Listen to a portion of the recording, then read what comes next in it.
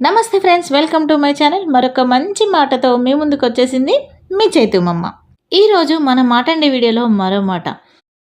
పిల్లలు బాగా చదువుకుంటే ముందుగా సంతోషపడేది అమ్మా నాన్న.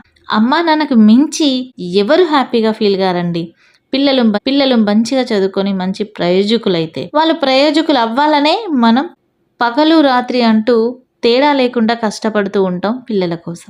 అంతగా చూసుకునే అమ్మా నాన్న ప్రేమకి ఒక అబ్బాయి బలైపోయాడు. అది ఏంటి అనేది ఇప్పుడు మనం మాట్లాడుకుందాం. ఇక్కడ చైతితో హోంవర్క్ రాపిస్తున్నాను. అమ్మా, ఎంత కష్టమో మనకు పిల్లలతోని హోంవర్క్ చేయించడం అంటే. వాడిని బతిలాడడం, కొట్టడం, తిట్టడం, బుదరకించడం అన్నీ జరిగిపోయాయి. కొట్టడం అంటే పెద్దగా కాదులేండి, టెన్షన్ పడకండి. ఇప్పుడైతే మనం ఇంతకుముందు మాట్లాడుకున్న కథలో బాబు గురించి మాట్లాడుకుందాం. రఘురామ్, లక్ష్మి అనే భార్యాభర్తలు ఉంటారండి. వాళ్ళకి 2 అబ్బాయిలు. పెద్ద అబ్బాయి పేరు సిద్ధు, చిన్న అబ్బాయి పేరు చింటూ. పెద్ద అబ్బాయి 9వ తరగతి చదువుతున్నాడు. చిన్న అబ్బాయి ఇంకా చిన్న క్లాసు. 9వ తరగతి చదువుతున్న సిద్ధు అంటే అమ్మా నాన్నకి చాలా ఇష్టం. ఎందుకంటే పెద్ద కొడుకు కాబట్టి. ఇంకా చిన్నవాడి కంటే పెద్దోన్ని చాలా గారాబంగా చూస్తారు. అన్నిట్లో విషయాలలో గారాబంగా చూసినా కానీ చదువు విషయంలో మాత్రం ఎంతవరకు ఉండాలో అంతవరకే ఉండాలండి. అతి గారాబంతో పిల్లలు చదివినా చదవకపోయినా పర్వాలేదు అనుకుంటే మాత్రం తర్వాత కష్టాలు అనుభవించేది ఖచ్చితంగా పిల్లలతో పాటు మనము. అంటుంటారు, పిల్లలని చదువు అని ఒత్తిడిగా తీసుకురాకండి, వాళ్ళపైన ఒత్తిడి తేకండి, పిల్లలు తట్టుకోరు అని. అవును, నిజమే. కానీ ఒత్తిడిలాగా మనం తీసుకురావద్దండి. ఎందుకంటే వాళ్ళు ఎంతవరకు చదువుతారో అంతవరకే చదవనియండి, కానీ చదవాలి. క్లాస్ రూమ్లలో ఫస్ట్ రాకపోయినా పర్వాలేదు, కానీ 0 రాకుంటే సరిపోతుంది. ఎందుకంటున్నానంటే ఎంతో అంత చదువుకుంటే కొంతవరకైనా వాళ్ళకి లోక జ్ఞానం వస్తుంది. ఆ లోక జ్ఞానంతో వాళ్ళు కొద్దిగైనా వాళ్ళ కాళ్ళ మీద వాళ్ళు బ్రతకగలుగుతారు. అదే మొత్తమే చదవకపోతే వాళ్ళకు జ్ఞానం రావడం అనేది చాలా కష్టం. ఇంకా వాళ్ళలో ఒక మంచి మార్పు రావాలనడం చాలా కష్టం. వాళ్ళు ప్రయోజకులు అవ్వడానికి చాలా తక్కువ దారి ఉంటుంది. కాబట్టి ఎంతో అంత చదువు ఉండాలి. మరి ఇక్కడ సిద్ధును అమ్మా నాన్న ప్రేమ వల్ల సిద్ధుకు ఏం జరిగింది అనేది మనం చెప్పుకుందాం. చెప్పాను కదా, సిద్ధు 9వ తరగతి చదువుతున్నాడని. చిన్నప్పటి నుంచి సిద్ధు గారాబంగా పెరగడం వల్ల చదువులో వెనుకబడి ఉన్నాడు. అమ్మా నాన్న కూడా పై క్లాసులు వచ్చే కొద్దీ మార్పు వస్తుంది, తర్వాత చదువుతాడని సిద్ధు పైన గారాబంతో సిద్ధును ఏమనలేకపోయేవారు. టీచర్స్ చెప్పినా కానీ ఇంట్లో చదివించడం, రాయించడం అలాంటివి ఏమీ ఎక్కువ చేయకపోయేది. సిద్ధు ఏడుస్తే సిద్ధుకు నచ్చినట్టుగానే పడుకోవాలనుకుంటే పడుకోవడం, ఆడుకోవాలనుకుంటే ఆడుకోవడం, టీవీ చూడాలనుకుంటే టీవీ చూడడం. అదే దినచర్య మారిపోయింది సిద్ధుకి. ఒకవేళ అమ్మా నాన్న కూర్చోబెట్టి చదివిద్దామనుకున్నా సిద్ధు ఏడవడం చూసి వాళ్ళు తర్వాత చేంజ్ అయిపోతాడులే, ముందు చదువుతాడులే అనుకొని ఊరుకునేవాళ్ళు. ఇట్లనో 9వ తరగతి అయిపోయిందండి. ఇక 10వ తరగతికి వచ్చిండు. 10వ తరగతికి వచ్చేసరికి మాత్రం సిద్ధు వాళ్ళ అమ్మా నాన్నకు భయం వేయడం స్టార్ట్ అయింది. ఎందుకంటే సిద్ధు 10వ తరగతి పాస్ అవుతాడా రాడా అనేది అనుమానం స్టార్ట్ అయింది. టీచర్లు కూడా మీ అబ్బాయి ఇలానే ఉంటే 10వ తరగతి పాస్ అవ్వడం అనేది చాలా కష్టం అని చెప్తారు. అప్పుడు అమ్మా నాన్న కళ్ళు తెరుస్తారు. అరే, సిద్ధుని మనం ముందు నుంచే చదివిస్తే బాగుండు, కనీసం కొద్దిగైనా చదివిస్తే వాడికి ఇప్పుడు ఇంట్రెస్ట్ వచ్చేది. మనం ఇప్పుడు బుక్ పట్టుకొని చదువు అంటే 9వ తరగతిలో ఎలా చేసేవాడో ఇప్పుడు కూడా అలానే చేస్తున్నాడు. వానికి మన భయం పోయింది. వాడు ఏదైనా కానీ ఏడుస్తే అమ్మా నాన్న కాముష్ ఉంటారని మన వీక్నెస్ పాయింట్స్ వానికి తెలిసిపోయినాయి. ఇప్పుడు ఏం చేయడం అని అమ్మా నాన్న అనుకున్నారు. ఇంకా టీచర్స్తో చెప్తే మేమేం చేస్తాము, మీకు ముందు నుంచే చెప్తున్నాము, ఇంట్లో కొంచెం పిల్లలకి భయం చెప్పండి, చదివించండి అని. మా ప్రయత్నం మేము చేస్తున్నాం, అబ్బాయిలో ఎలాంటి మార్పులు లేవు అని టీచర్స్ చెప్పేశారు. దాంతో అమ్మా నాన్నకి బాగా కోపం వచ్చి ఇంటికి వెళ్ళిన తర్వాత సిద్ధు పైన అరవడం మొదలుపెట్టారు. ఇక్కడ సిద్ధు తప్పు కనిపిస్తుందా మీకు? సిద్ధు వల్ల అమ్మా నాన్న తప్పు కనిపిస్తుందా? ఒకసారి చెప్పండి. నేనైతే అమ్మా నాన్ననే అంటాను. ఎందుకంటే ప్రేమ ఉండడం తప్పు కాదు.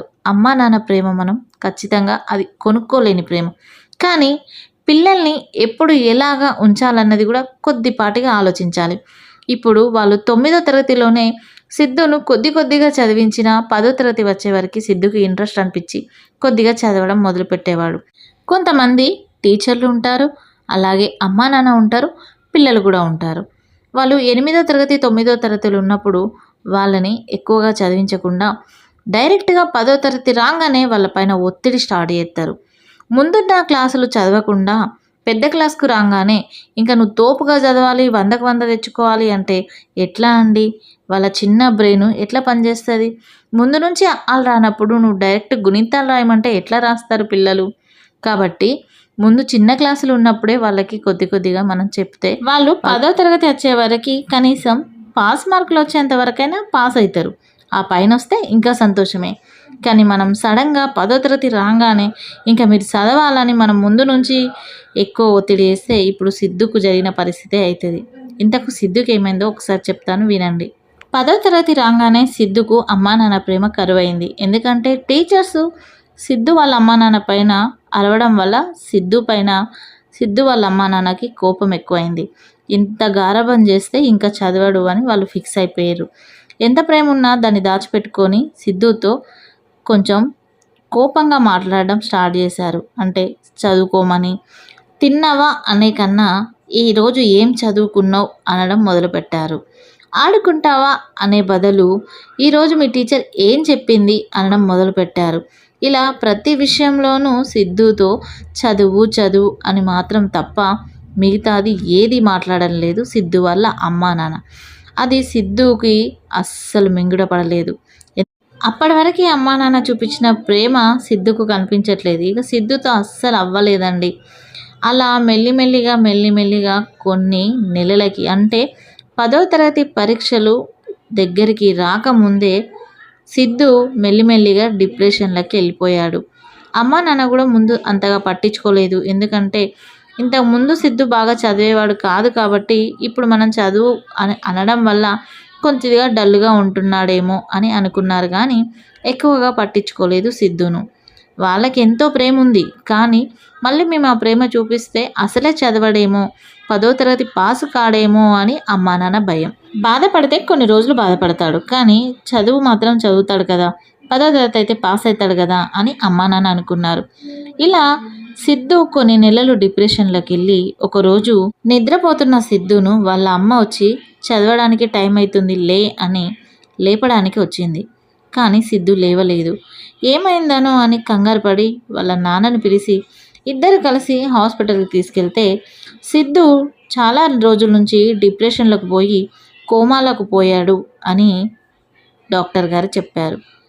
ఇప్పుడు అమ్మా నాన్న చాలా ఏడుస్తున్నారు. కానీ సిద్ధు ఇంకా కోమాలో నుంచి బయటికి రాలే. దాదాపు 2 సంవత్సరాలు అవుతుందండి. అంటే సిద్ధు మంచిగా ఉంటే ఈ పాటికి ఇంటర్ అయిపోయేది. అలాంటి అబ్బాయి ఇప్పుడు మంచాలో పడి ఉన్నారు. ముందు నుంచే కొద్దిగా చదివించినా బాగుండు అని అమ్మా నాన్న బాధపడ్డారు. ఇప్పుడు మీకు సిద్ధు తప్పు కనిపిస్తుందా, వాళ్ళ అమ్మా నాన్న తప్పు కనిపిస్తుందా? ఖచ్చితంగా నాకైతే వాళ్ళ అమ్మా నాన్న తప్పే. ముందు నుంచి కొద్దిగా చదివించాలి. లేదు అంటే ఇప్పుడు 10వ తరగతి వచ్చిన తర్వాత అయినా సిద్ధుకి కొద్దిగా చదివించడానికి ఇంట్రెస్ట్ పెట్టి కొంచెం వాళ్ళకి అంటూ టైం ఇచ్చి కొద్దిగా మార్చుకుంటే బాగుండేదేమో. మొన్నటి వరకు మంచిగా ఉండి డైరెక్ట్ 10వ తరగతిలా అందరూ మారిపోయేసరికి సిద్ధు తట్టుకోలేకపోయాడు. సిద్ధుకి ఇప్పుడు మంచమే గతి అయిపోయింది. కానీ తొందరలో సిద్ధు కోలుకోవాలని నేను మనస్ఫూర్తిగా కోరుకుంటున్నాను. అమ్మా నాన్నకి కానీ కొందరు టీచర్స్కి కానీ నా విన్నపం ఏంటి అంటే, పిల్లలు 10వ తరగతి రాగానే వాళ్ళ మీద ఒత్తిడి మొదలు పెట్టకండి. వాళ్ళు 7, 8వ తరగతి ఉన్నప్పటి నుంచే కొద్దిగా పిల్లల్ని మార్చండి, డల్ స్టూడెంట్స్ ఎవరైనా ఉంటే. అంతేగాని 10వ తరగతి వచ్చినాకనే మీరు 7 గంటలకే లేచి చదవాలి, లేకపోతే 2 సబ్జెక్టులు ఒకటేసారి పరీక్ష రాయాలి, మార్కులు తెచ్చుకోవాలంటే ఎవరి వల్ల కాదు. ఇలాంటి పరిస్థితి ఎదుర్కొంటే పిల్లలు మొత్తం చదవడమే మానేస్తారు. లేకుంటే పిల్లలు ఇలా డిప్రెషన్ల కన్నా పోతారు, లేకపోతే వాళ్ళు ఇంకా ఏదైనా ఆలోచిస్తారు, ఏవైనా చెడు మార్గాలకు పోయే అవకాశం కూడా ఉంటుంది. ఏంది ఈ చదువులొల్లి అని. కాబట్టి చదువు కష్టంగా కాకుండా ఇష్టంగా చదువుకోవాలి. అలాగే మనం ఇష్టంగా చెప్పాలి. అది కూడా వాళ్ళకు ఇష్టం అయ్యేలాగా మనం నేర్పించాలి. ఇది నేను అనుకున్న విషయం అండి. సిద్ధు ఎప్పటికైనా కోలుకోవాలని నేను అనుకుంటున్నాను. మీరు కూడా సిద్ధునైతే విష్ చేయండి. సిద్ధు తొందరగా లేచి మంచిగా ఇవ్వాలని మీరు కూడా కోరుకోండి. మరి ఈ వీడియో మీకు ఎలా నచ్చింది? నచ్చితే లైక్ చేయండి, షేర్ చేయండి, కామెంట్ చేయండి, సబ్స్క్రైబ్ చేయడం మర్చిపోకండి. Thank you so much. మరొక వీడియోతో మీ ముందుకు వస్తుంది మీ చైతు మమ్మ.